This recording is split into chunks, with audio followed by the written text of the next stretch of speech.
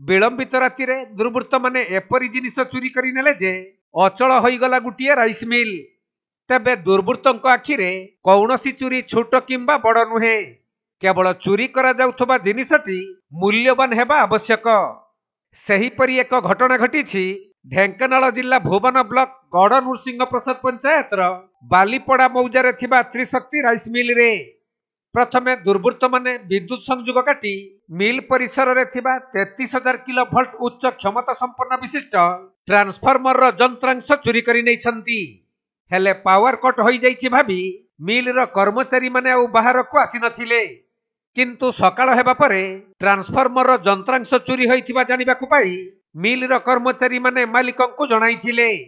तेणु ए नै भुवन थाना रे लिखित अभियोग होइथिबा बेले दुर्वृत्त माने प्राय 12 रु 15 लाख टंकार यंत्रांश चोरी करि नैथिबा सूचना मिलिछि।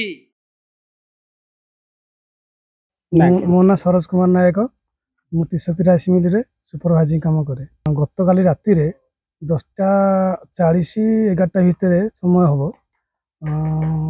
Line fast कटिगला। आम भाविले लाइन कटि जाए डेली कटि एमती आम आ कि जानु। सकाळे आसी देखिलाठू आमर ट्रांसफॉर्मर किसी कॉइल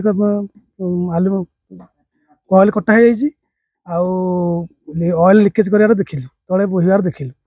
तापर देखिलु पछपट जा पाचे सेपट देखिलु जे सब तार पार्ट्स किछि पड़ी।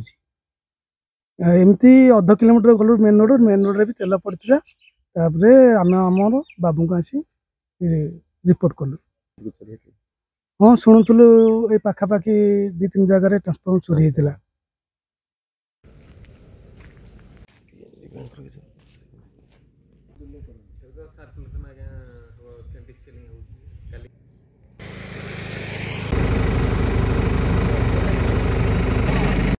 ढेंकानाल जिला भुवनरू पूर्णचंद्र साहू रिपोर्ट, कोणार्क लाइव।